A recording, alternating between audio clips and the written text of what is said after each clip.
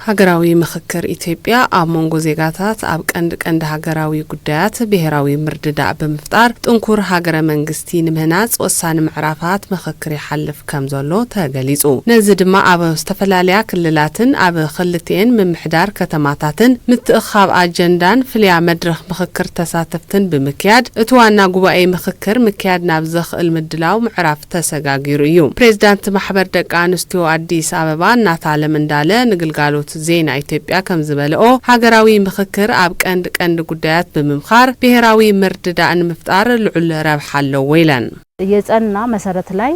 አብጽኑዕ መሰረት ደው ዝበለት ሀገር ንምህናጽ እዚዘተ አዝዩ አድላይን አካይደው ሓልዩ ዝኸይድ ዘሎ ቅደም ሰዓቡውን ሓልዩ ማእኸል ጌርና አጀንዳታትና ፈሊና አረኪብና ይና ማሕበር ደቂ አንስትዮ አዲስ አበባን ከምኡውን ማሕበር ፌደሬሽን ደቂ አንስትዮ አዲስ አበባን ካብ አንጻር ፖሊሲ ተሳትፎን ሕግን ዝለዓሉ ጉዳያት ከም ሀገር ዝምለሱ ጉዳያት ድማ ጽባሕ ዝሓሸት ሀገር ንምህናጽ እቲ ኸይዲ ህንጸት ናዕዳ ብዝተመልኦ መልክዕ ከም ዝኾነ ንምግላጽ ይደሊ አድናቆት በተሞላ መልኩ ነው መግለጽ የምፈልገው ፕሬዝዳንት ማሕበር መናእሰይ አዲስ አበባ በረከት ቢርበርሳ በወገኖም ሀገራዊ ምክክር ኢትዮጵያ አብ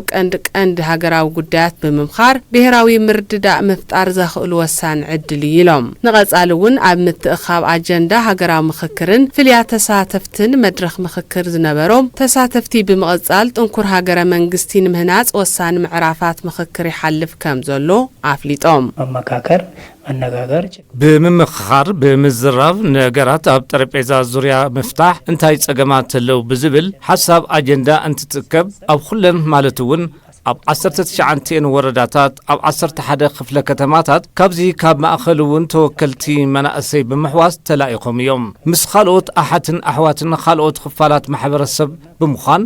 ሕቶት መንእሰይ እንታይ እዩ መፍትሒ ክረክበለዎ ተባሂሎም ዝተሓሰቡ ሕቶታት ሊስት ብምግባር ምስቲ ኮሚሽነር በሓባር ብምዃን አብ አታኻኽባ አጀንዳ ትማሕበር ዕውት አበርክቶ ነይርዎ እዩ በሉበትና አጀንዳ ሰባሰቡ ላይ መንበሳ ድርሻ ነበረው ማህበሩ አብ ዋና ጉባኤ ሀገራዊ ምክክር ኢትዮጵያ መናእሰይን ደቂ አንስትዮን ዘልዕልዎ አጀንዳታት በመቕራብ ሀገራዊ ምርድዳእን ክፍጠረሎም ንምግባር ከም ዝሰርሑ ሓለፍቲተን ማሕበራት አረዲኦም ካብዚ ብተወሳኺ ሀገር ማእኸል ዝገበረ መናእሰይን ደቂ አንስትዮን ሁለመዳያዊ ተረባሕነት ንምርግጋጽ ዘኽእሉ ዓውድታት ብጠመተ ከም ዝሰርሑውን አብሪሆም የምክክር ኮሚሽኑ እቲ ምክክር ኮሚሽን አብ ዘውጽኦ መርሃ ግብሪ መሰረት ተደረኽና ተሳትፎን ተረባሕነትን ደቂ አንስትዮ ክረጋገጹ ዝኽእሉ አጀንዳታት ልዑል ጻዕሪ ንገብር ኢና